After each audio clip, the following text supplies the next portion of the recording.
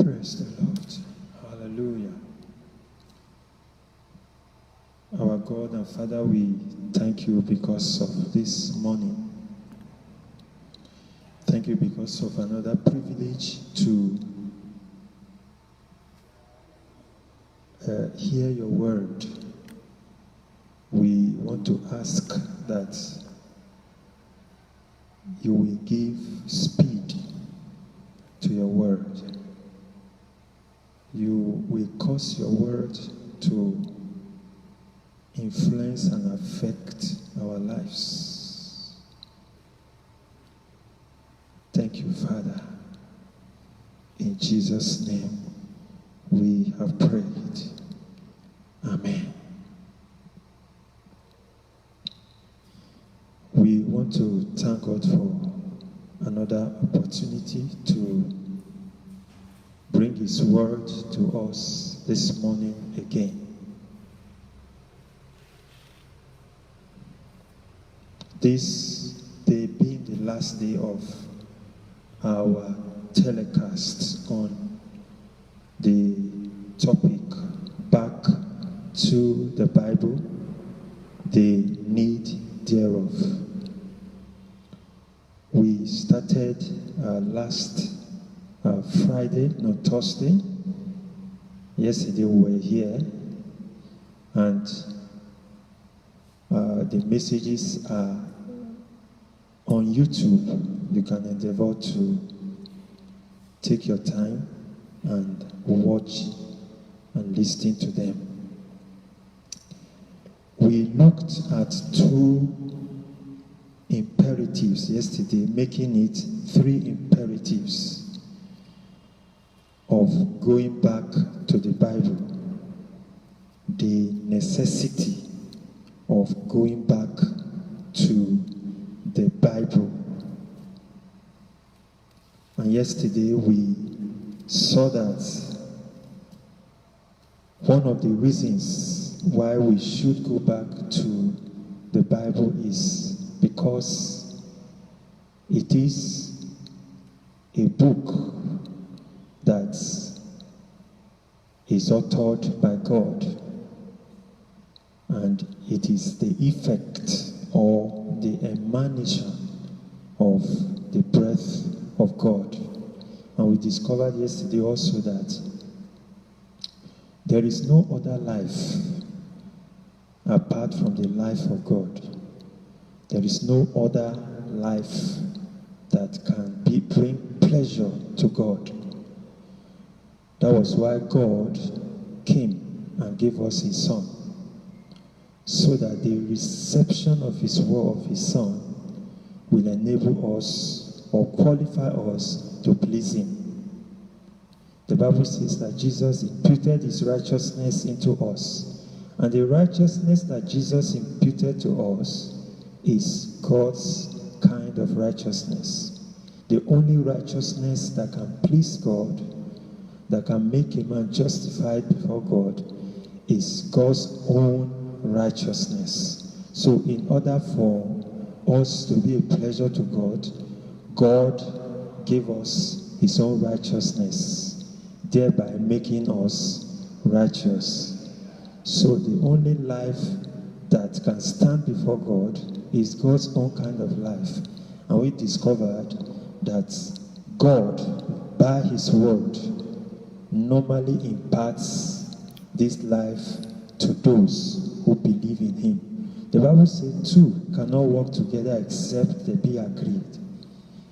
Ever before God works with a man, he has to make that man to be like him. He has to impute his own life into that man.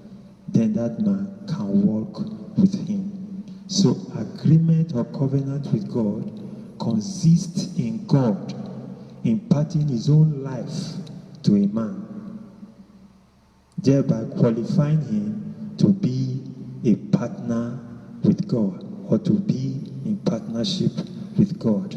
And we discovered that this life is a product of the Word of God. The more of God's life a man has is because he gives attention to the inspired Word of God.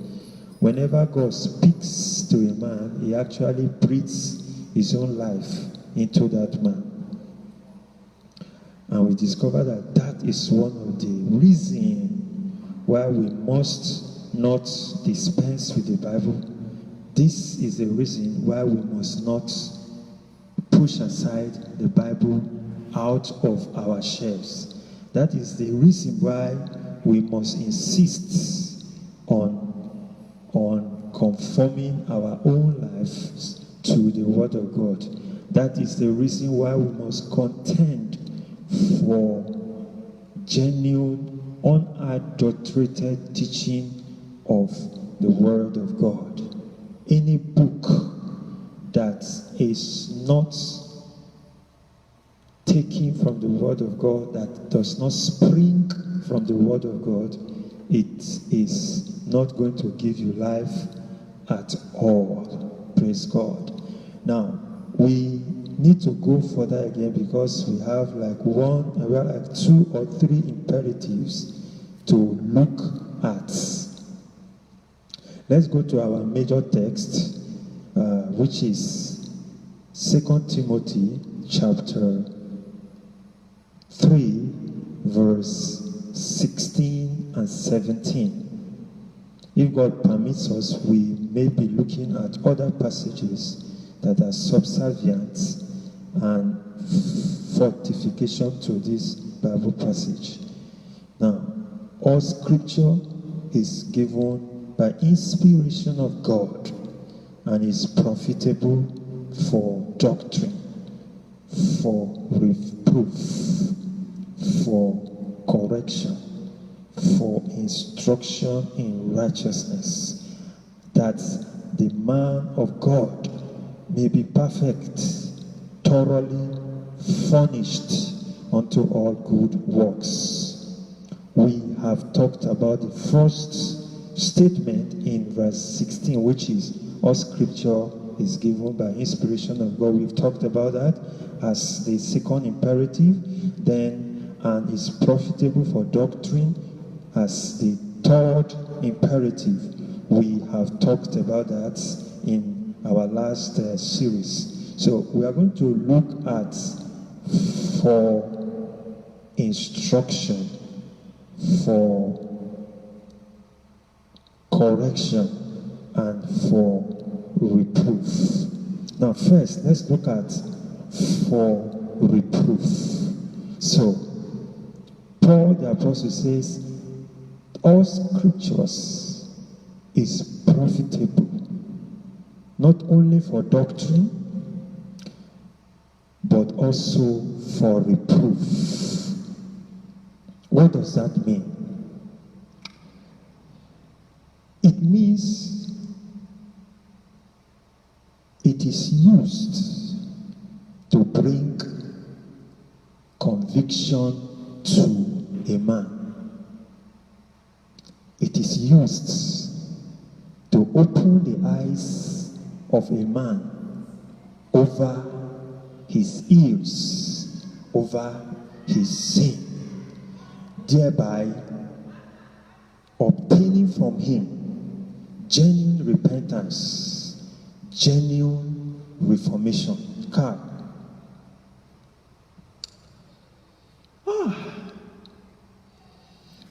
I see also in this word reproof, nothing can make a man's eye to be opened to his lifestyles.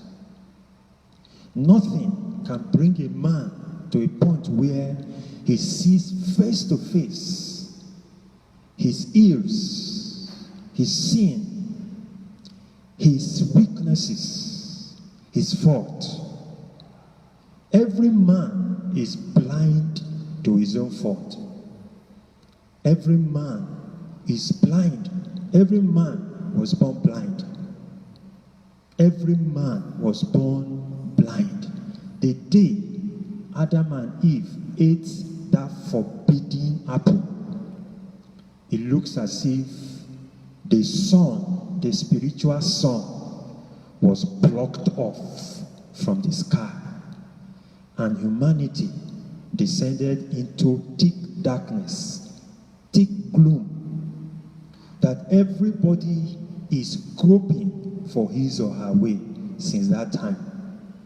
God's face, God's nature and attribute and character became blurred to men. Men are left to be guided by the counsel of their ears, what they hear, by the counsel of their eyes. And you see, those two things, they are bad counselors, bad oracle. If you resort to your eyes to guide you, your physical eyes to guide you in area of morality, in area of what is good and what is not good, you are resorting to a blind oracle itself, a blind counselor itself. So you see some individuals that no matter how you advise them, no matter how you try to bring them to a place where they can see the ills, the sin of their lives, you are just wasting your time. Some live in sin, some live in evil, some live in bad character, but they don't see what they are doing as evil. They can't see it, and you do not blame them. Moral advice cannot help them. You know, most of the things we think they are preaching or sermon, they are merely moral advice. You meet somebody that is promiscuous, you want to dissuade him from that promiscuous attitude or life. You just tell him that you have to be careful. So and so person contracted it, contracted this, contracted that. You see, you have to be careful so that you will not get pregnant, and you so that you have husband to marry. Or you just tell a young man that is growing up, and you say, look, this thing you are doing will truncate your future and all of that. That is moral advice. The young man or the young lady may not be able to see face to face the sinfulness of what he or she is doing, or the hell or the grief in his character. The ugliness of sin, the ugliness of bad habits can never be unearthed or discovered or seen by any other thing but by the word of God. It is the only instrument that God has earmarked for our reproof. And brothers and sisters, take it or leave it. There are many things that we need to repent of. There are weaknesses to repent of. There are sins of omission to repent of.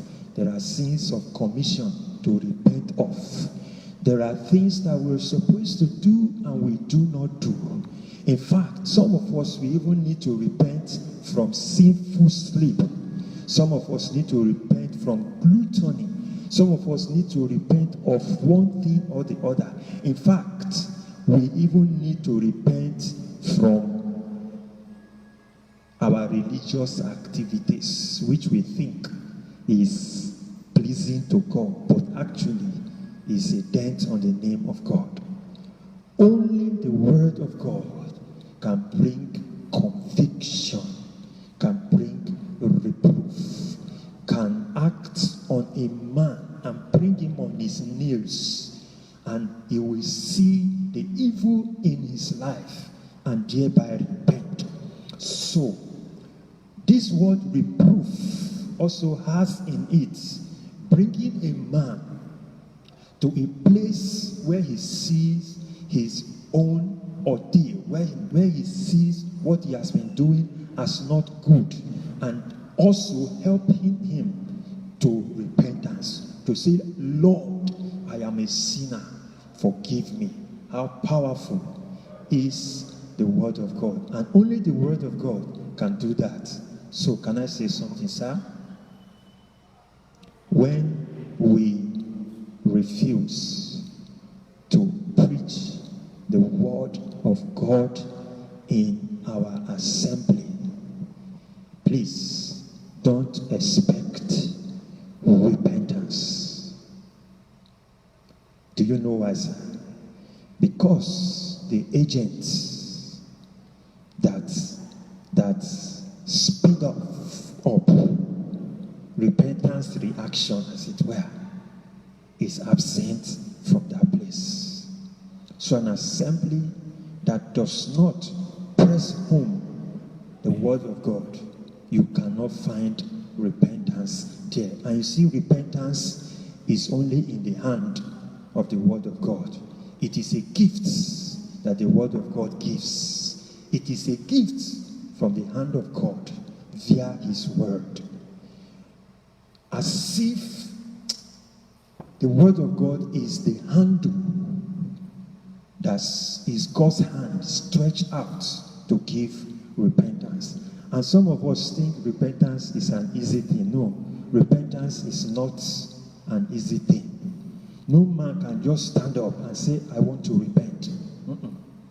Repentance comes from God. And the platform for it is the Word of God. When you set the Word of God in motion, you set God in motion also to work repentance in people, to reprove people. Praise the Lord. Praise God.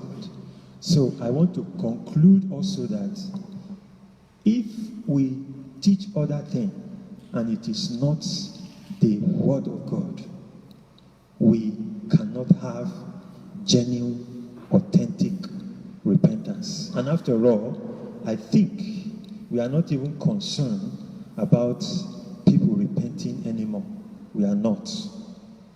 The average Christian or average pastor is not concerned about whether people repent or not anymore. It is not the reason for preaching anymore. But you see, every preaching must have capacity to reprove, must have capacity to bring people on their knees, must have capacity to bring people to a place of repentance. If I come to a place, I must find something to repent from. And that cannot be possible if the Word of God has not yet come. Praise the Lord. So, the Word of God is profitable for reproof. So if you have the Word of God, you have a means of reproving men. There is something about the Word of God. It has the dunamis to do what? To reprove men. So when we want to have people that have genuinely repented in our assembly, when we want people to repent, it is only the Word of God that we must give to them. So somebody that is living in sin and is living in a very terrible, stubborn, hard-hearted life and is deferring every means of repentance, if you can sit the person down and keep teaching him or her the word of God, it will definitely come. Repentance will definitely come. You remember what the Bible says? It says, my word which I send forth shall not return to me void, but shall accomplish the purpose while I send it. It cannot fail. If it is the word of God, it cannot fail. Yesterday we saw that the word of God is quick. It has capacity to quick people, to quicken, to prick them. You know, Peter, the Bible says that Peter preached in Acts chapter 2. Acts chapter 2, he preached a sermon, the first gospel sermon after the death and resurrection and ascension of Christ. The first sermon. And when we look at that sermon does not sound very, very high. But one of the contents of that sermon is Jesus. Jesus was inside the sermon. The cross was inside that sermon. Humility was inside that sermon. Hatred for sin was inside that sermon. Love for righteousness was inside that sermon. And the Bible says that the people were pricked. When I look and I studied that sermon, I just discovered that I can preach more than Peter. If Peter was in our time, he would be a failure in some of our estimate, because there was no oratory power, there was no charisma, there was no fanfare. You know, the man was crude. The man was just himself, was natural. He was just recounting scripture. He was just quoting scripture. His message was full of Bible passages, no story here and there. No story of Socrates, no story of Plato's, no story of how he raised the dead and all of that. All he was saying was scripture, scripture, scripture. Bam! And the people were convicted. Friends, when our sermon springs from scripture and is sustained by scripture and is full of scriptural matter, it can prick, and that is the only thing that can prick the hearts of men. Do you wonder that we have preachers that are even more than Spurgeon? We have preachers that are more than all these great English preachers in our time. They have the oratory power, they have the resources, they have Bible knowledge. Some of them are professors in theology. But we do not see reproof, we do not see repentance, conviction in our time. Do you know why, sir? It is because our sermons are full of everything, full of ourselves, is a crossless and Christless, Bibleless preaching and sermon. Hence, we have little or no repentance and conviction at all. But you see, if we can repent today and say, no, I must take my text from scripture, I must sustain it by scripture, I must fill my heart with scripture, brothers, then a new day has dawned. A day where we will see true repentance, true tears, true crying, true mercy in the Christian life. Praise the Lord. So, you remember, the Bible says that, Peter said that, Judah, receive the bishopric. The word bishopric, let me play with it. Bishopric. Bishopric. Something that the bishop uses in pricking people. There are many bishops, but they don't have prick. There are many bishops, but their life and sermon cannot prick people. Prickless bishophood. You are a bishop, but you cannot prick anybody. You are a bishop, you cannot prick anybody. People cannot sit under you and get reproved. They may clap hands for you. They may shout hallelujah for you. They may admire your English, admire your regalia. But you need to add a prick to your bishophood. You don't have a prick for bishop. Every bishop, every correct bishop is supposed to have a prick with which he pricks the heart of man. And what is that prick? It's the word of God. The word of God. For reproof. For reproof. You bring people to a place of repentance. Can I ask you, sir, how many people have our sermons been able to reprove? How many people have our sermons been able to truly changed? Are there not people under us that are still living in sin and it is normal? They are living in sin and they are bold to handle the work of God with you. They are bold to even give their tithes. There's no conviction. They are no pricked. It is a call to cry to God. If such is our case, because the word of God, if it is the word of God, it must prick. It must reprove. It must have the capacity to bring men to a place of repentance. 2 Corinthians chapter 10 verse 4.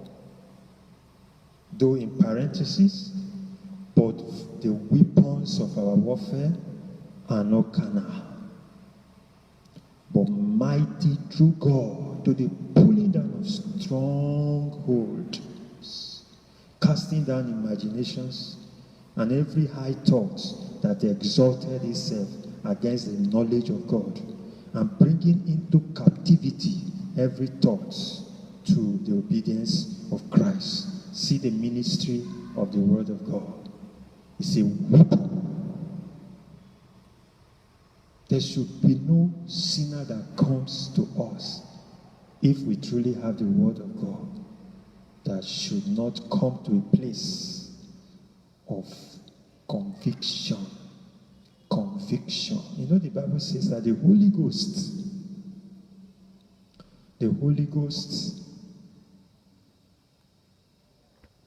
is to reprove.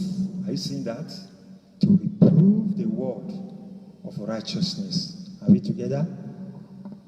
Of sin and of judgment. What that means is that the Holy Ghost ministry, one of these ministries, is to reprove, to show to men, to open their eyes, to see the cruelty, the ills, the hell in their sin, to show to men what is sinful and what is not sinful, to tell them, to bring their life record and play it before them. Then of judgment, it opens their eyes to see what, please? To see that they are heading to a place where they will give account of themselves before God on the last day. or to show to them what is just, what is righteous. Praise the Lord. And to convict them of righteousness. That is the ministry of the author of this book, the Word of God and the Holy Ghost. Praise the Lord. Amen. Now, can we wrap up this segment, this imperative number 4, that the Word of God reproves. And there are many things to be reproved in our own life, in our church, in the church worldwide. There are many things to reprove. There are many teachings to reprove. There are brothers and sisters that are to be brought to see face to face the danger of what they are doing to the body of Christ. A lot of new teachings have come out and is being sponsored and championed by some of our own brother. They don't see the evil in it because it's bringing money to them, it's bringing fame to them, it's making them famous, it's making them to have names amongst men, among the children of God. So they don't see any ills in it. And one of the things the devil does is that he makes us to see the gain in sin, so to blind our eyes with it. One thing the devil does is that he hands over to us, he serves us poison in a golden cup. In a golden cup. He gives us poison in a golden cup. So when we see the gold, we quickly grab it and drink it, only to have our entail and our vital organs shredded and destroyed forever in eternity. So some of these people, they need to be brought to a place of repentance. And brothers, it's not possible but by the word of God. So brothers and sisters out there, will you make up your mind today and check whether what you are preaching is the word of God? And are you looking for people to repent? Are you looking for people to actually give their lives to Jesus? Are you really looking for reformation in men? Or you are just looking for followers? If it is reformation in men or repentance in men that you are looking out for, then you will be faithful to the word of God and give it to them. Let me tell you something.